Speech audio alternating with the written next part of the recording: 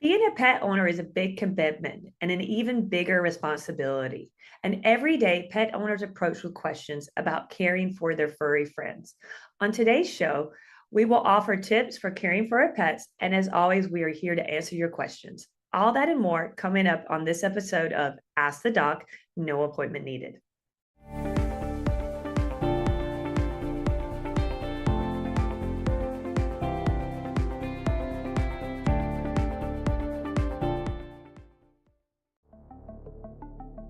Send in your questions to questions@allhealthtv.com or AllHealthGo on Facebook or YouTube, or visit the Ask the Doc page on our website, allhealthtv.com. Hello, and welcome to Ask the Doc, No Appointment Needed, the show where the questions you send in are answered by our medical professions. I'm Dr. Joy Carter, Doctor of Veterinary Medicine, and thank you so much for joining us today. Let's get straight to your questions, guys. All right, our first question is going to be from Wanda. Hey, Doc, my husband and I have been talking about getting a pet, either a cat or a dog. Do we need to pet-proof our house the way some people baby-proof their house? Can you offer some tips on what we should be doing? All right, Wanda, yes. You definitely should pet-proof your house, okay? Especially with puppies and kittens. They are just like babies. They are just like toddlers. They will try and get into everything. And here is a list of top 10 things that you can do to pet-proof your house. All right. First thing would be to store chemicals and cleaning products out of paw's reach, okay? Same thing like what you would with a kid. Other one is to keep the trash concealed or elevated. Definitely maybe getting one of those special trash cans that has that lid that only opens when you put your hand over it, or just putting it in a location where they can't get to it, because pets will get into the trash and there can be a lot of problems with that. The next one would be to watch out for choking hazards, okay? Obviously, anything as far as like as small that you would be concerned about, like a toddler or a baby or something like that, can choke on. The same thing with dogs and cats. You need to check around for items like that, okay? And need to remove them or have them put in a safe place. The other one is to ensure the house plants you have in your house are non-toxic, okay? There are a lot of plants out there. You can definitely do your research online. A big no-no for cats is going to be obviously lilies, okay? Poinsettias is another one. Sago palms, which I really don't think you can have those in your house, but those, you see them kind of outside in people's yards. Those are very toxic. There's a lot more. I won't get into all of that, but you can definitely Google and do your research, all right? The next thing will be to make entertainment easily accessible, okay? So you definitely want to have toys. You want to have things out for your pet to stimulate them, okay? You can even have the TV on. There are certainly TV shows and networks that just cater to pets, especially on YouTube. You can find videos of just these birds kind of playing around and eating to kind of entertain your cat. All right, let's go to the next page for the next tips. All right, the next one is you want to kind of pet proof your furniture, okay? I think this is more for a concern for the pet parents, because obviously no one wants to have their furniture damaged and things like that. So it may be a good idea. There are special couch covers, blankets, other things like that. If you're worried about your furniture getting dirty, okay, that you can certainly, put on that. The next one is you want to keep laundry and shoes tucked away, okay? You don't know how many foreign bodies I have had that have been underwear, socks, pieces of t-shirt, you name it, okay? Dogs will eat things, and they will eat underwear, they will eat socks. I have seen it all. As far as shoes, yes. I mean, I think I one time got some pieces of a leather shoe out of a dog's intestines. It's more kind of for you too. You don't want them to chew your nice shoes, but yeah, you want to keep those things away. Another thing, close the toilet lid, okay? It's not necessarily deadly if they drink the water, but especially if you put any of those little toilet bowl cleaners, or depending on what cleaning products you use, you definitely don't want them drinking the water, okay? Big one for cats is you want to keep wires out of sight, okay? I have certainly seen several cats with electrical burns because they have bitten into wires. So definitely you want to make sure wires are put up so your little cat cannot get into it. And even dogs, puppies will chew anything too. So I've seen some electrical burns with that. And the other one would be to kind of install like some childproof latches on some doors and cabinets. I have a really good friend, her old dog, bless his soul, Boozer.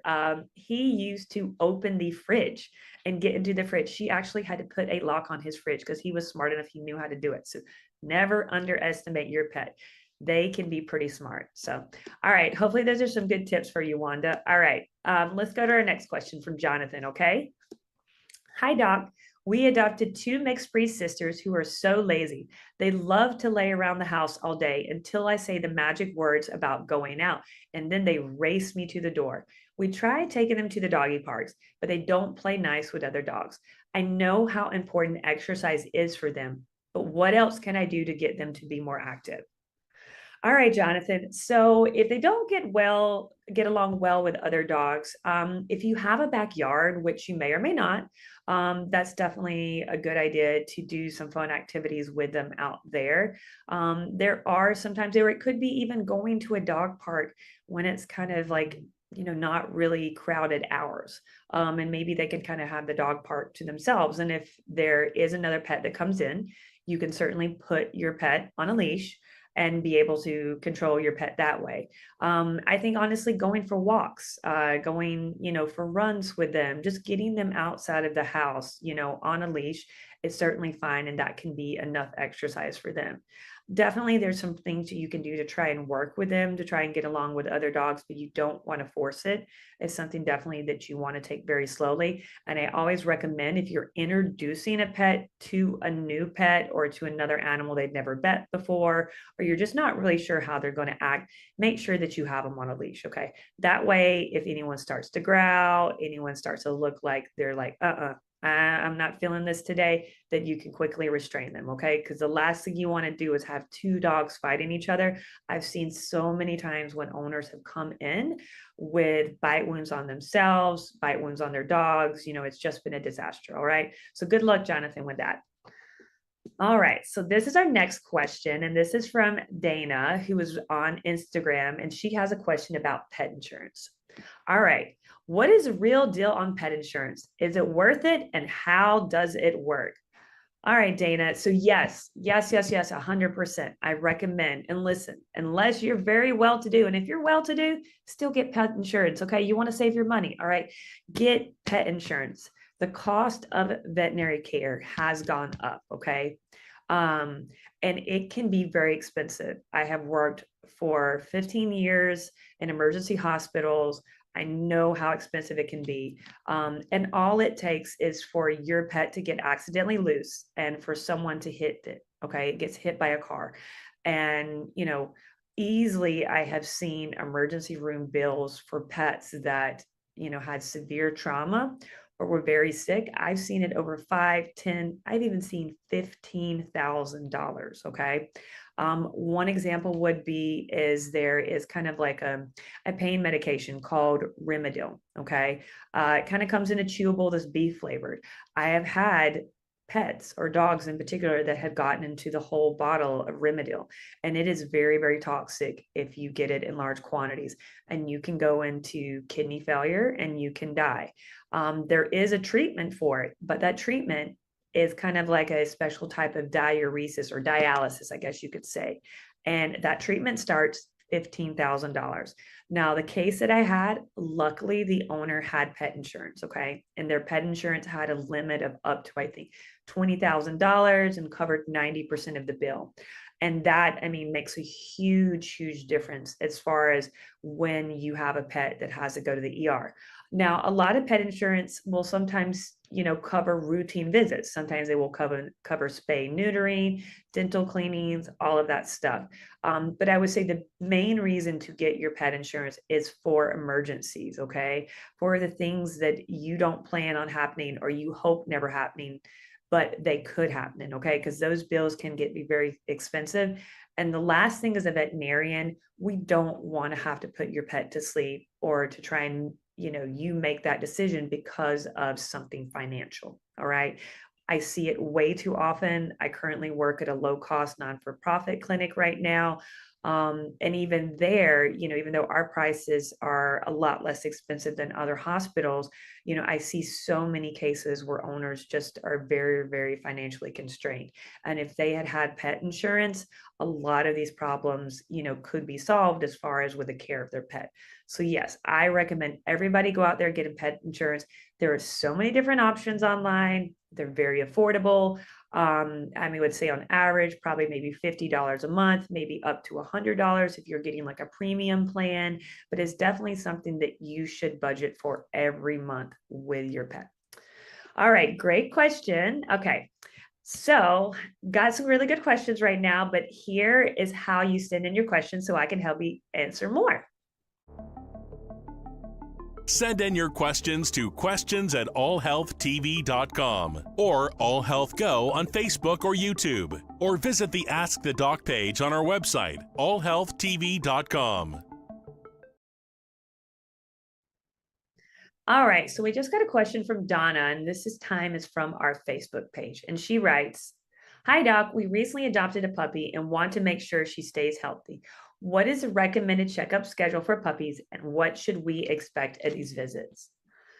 All right, Donna. So I've touched a bit on this on some other shows, but I have no problem going over this again. All right. So typically, when you get a new puppy, usually their first visit is going to be when they're about 6 to 9 weeks old. Okay. And that's probably when you got the puppy. Most of the time, puppies are usually adopted, or, if they're very little, or sold when they're about like 6 to 8 weeks old. That's when they're weaned from the mom and, sold. So on that first visit, your veterinarian is definitely going to do a physical exam. They probably will want to do a fecal testing to check for intestinal parasites if that has not been done recently. If your puppy is big enough as far as in weight and in size, we can go ahead and start on their vaccines. Typically, the first vaccine they're going to get is kind of that 4-in-1 vaccine, the DHPP. All right. And then after that, usually you're going to see your vet about every 3 to 4 weeks for booster vaccines until they are about 4 months of age. Okay. At 4 months of age, that is when they can receive the rabies vaccine. All right. And then after that, technically, if they've gotten this distemper vaccine and they've had at least 2 or 3 boosters, and the same thing with the Bordetella vaccine and 1 booster, then they will be considered up to date on their vaccines for a year. So that's usually around like 4 to 5 months that happens. Now, depending on the size of your dog, the breed of your dog, then the next thing we're going to do is we're going to discuss the timeline of when you should spay or neuter.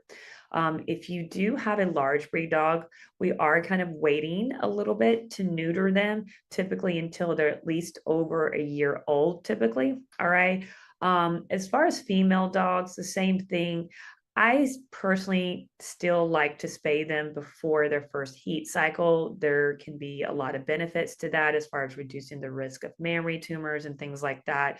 If someone says, "Hey, I want my dog to have 1 heat, then spay it," I have no problem with that. But usually, as far as spaying and neutering, we're first going to start thinking about that when maybe they're at least around, like, let's say 8, 9 months old, and it could be a little bit later than that. Now, as far as in cats, especially with male cats and things, like I say, usually I get them neutered around 6 or 7 months. And the same thing with spaying the females is usually kind of around that time. All right. So definitely the first thing you want to do is when you get a new puppy or a new kitty is just go ahead and make an appointment with your veterinarian. Okay. They're going to do an exam. They're going to see if they need to do a fecal test. They're going to let you know what needs to be done and what the schedule is. But like I said, it's pretty much every 3 to 4 weeks until they're about 4 months old. So, all right. Hopefully that answers your question. All right. So Mac followed up with this email and he writes, "Hey, Doc, we have 2 dogs who are mainly indoor dogs, except when we let them out in our yard. My wife is pushing me to get them microchipped, but I don't think it's necessary. What do you think about microchipping? What is the procedure like?" All right, Mac, I'm 100% for microchipping. Okay. I hope you never lose your pet. But this is one way for sure that your pet can be identified. Okay. all veterinary clinics, all shelters, things like that, they have a scanner to read microchips. All right.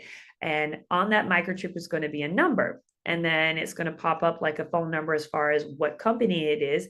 And they're going to call that company and give them the microchip number. And hopefully your information is up to date. They're going to be able to have your phone number, your address, everything like that. Okay. So that is one thing too.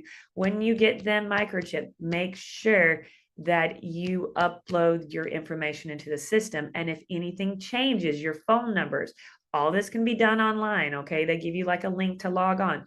You need to change that also. Now, it's not only for when you lose your pet, but unfortunately, there are people out there that are stealing pets. Okay. They are stealing, especially a lot of pure breed dogs, and then they are selling them or keeping them for themselves. And if you were to say, find out that someone stole your dog and was to find the person, the only way, besides maybe with pictures, or a good way to identify that that pet is yours, is with that microchip, because that microchip is specific to your pet and it's specific to you. Okay. So definitely microchip them. As far as the procedure goes, it's kind of like getting a piercing. Okay. It's going to hurt, but it's going to be like a quick pain just for a few seconds, and then after that it's not that bad. It's literally like using a big needle. So basically we kind of tint the skin between the shoulder blades, and we insert this needle, this big needle underneath the skin, and then we push the plunger, and literally the microchip is like the size of a grain of rice. So it's very, very small. There's really not really any issues with microchip. The only thing I have seen sometimes is it'll migrate kind of like down the shoulder, just, it kind of moves location, not, because it's usually done on the back of the neck. But that's really no big deal. I had one time that the microchip was kind of trying to work its way out of the skin, which honestly, we just kind of made a little incision, removed it, and then we just placed a different microchip. But, as far as any serious complications, I have never heard of any or anything like that in my 15 years of practice. Okay. So definitely, even though your dogs don't really go outside that much, they could get loose from your yard, or unfortunately someone could try and steal them. So you definitely want to get them microchipped. Okay. All right. Nikki emailed us in with a question many of us can relate to. And she writes, "Hi, Dr. Joy. There are so many food options on the shelves at the pet store, but I don't know the difference between one and the other. Can you explain to us what good quality pet food is and what kind of food to stay away from?"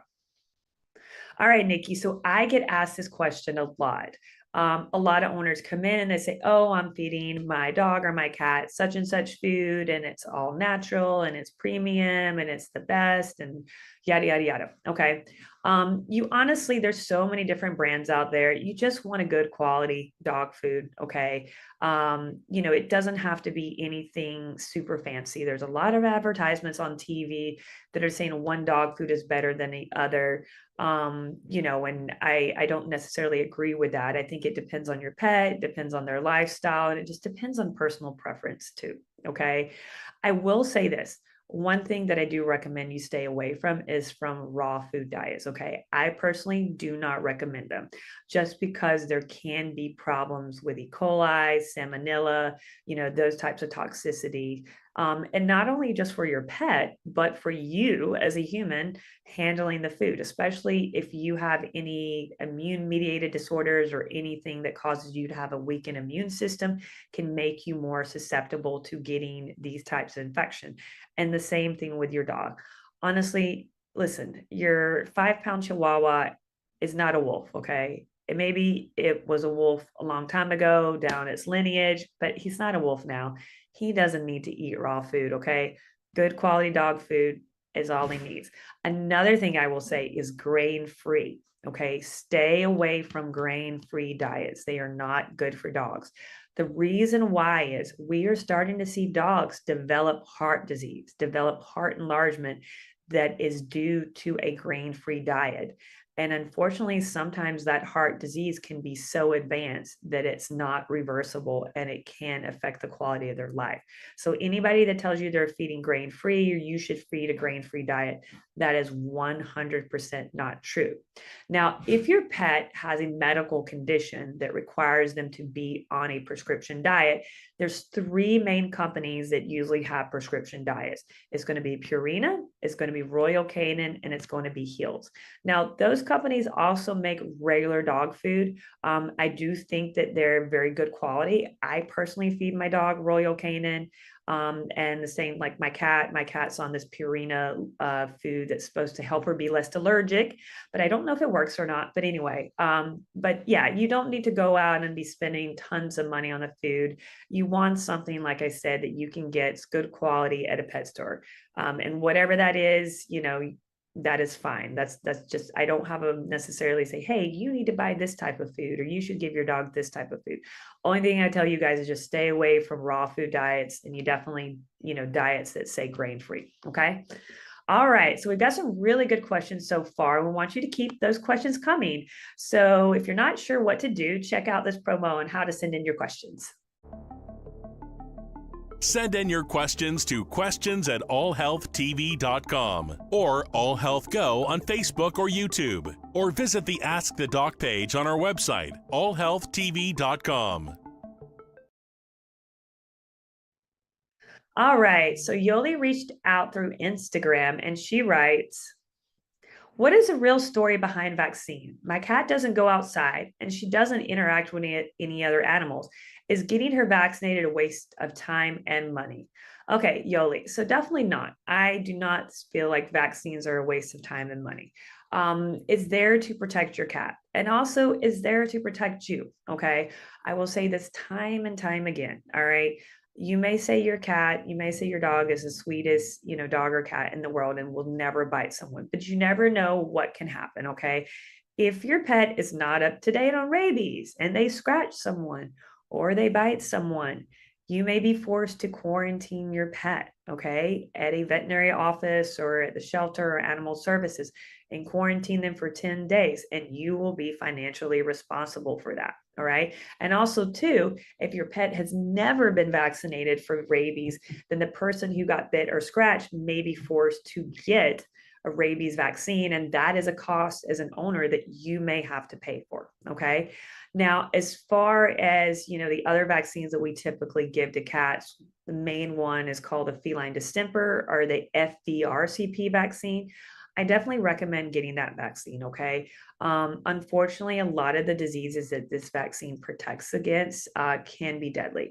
And just because your cat doesn't go outside, you go outside. Okay. And a lot of these viruses can live in the environment and they can get on your clothing, they can get on your shoes, other objects, things like that. And you can bring that into your home and you can potentially expose your pet. Now, talk to your doctor as far as vaccine schedule. Some of these vaccines can be given every 3 years. Or if you're like, hey, I just definitely do not want to vaccinate my cat, but I am okay with spending the money, you can get what's called titers done. Okay. You can get titers to make sure that they have enough levels of protective antibodies in their system to protect them from these diseases. And if they do, then you can skip the vaccines or whatnot. But definitely, I do recommend keeping your pet up to date. Okay. Trust me, the benefits far outweigh any risk as far as it is concerned with vaccines. All right, so for our next question, we turn to Arlene, and she wrote us on Instagram. My vet says I should consider giving my pet some monthly preventatives. I have no idea what she is talking about. Can you help me understand what she is referring to? All right, Arlene. So as far as monthly preventatives, the main thing is going to be your flea and tick prevention and then your heartworm prevention. All right. Talked about this several times, especially in South Florida. Mosquitoes out all time of the year. Okay. You definitely want to protect them from heartworm disease.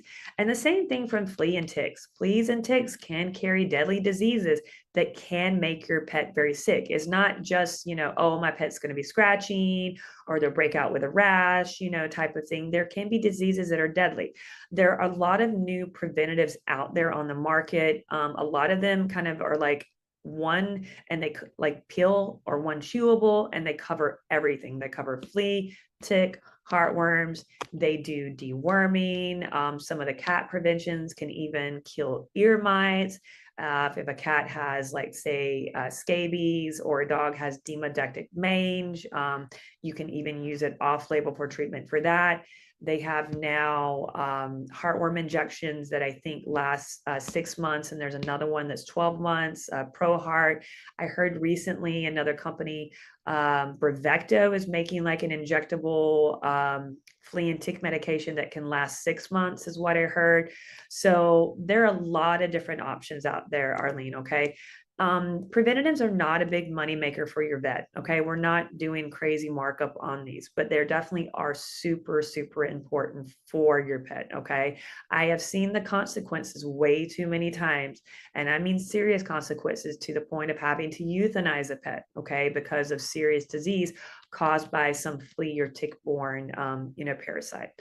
All right, guys. So thank you so much for writing in with all these questions. I'm hoping that you got some good tips for today. If I can reiterate anything, I would say my number one tip is pet insurance, guys. That way you can do the care and provide the care that your pet needs. And unfortunately, if your pet has an emergency, that you're able to afford it without basically breaking the bank. Okay. All right. Well, listen, I've had so much fun today, and I hope you guys have a great holiday weekend. All right. And I will see you guys next time on the show. All right. Bye. See you guys later.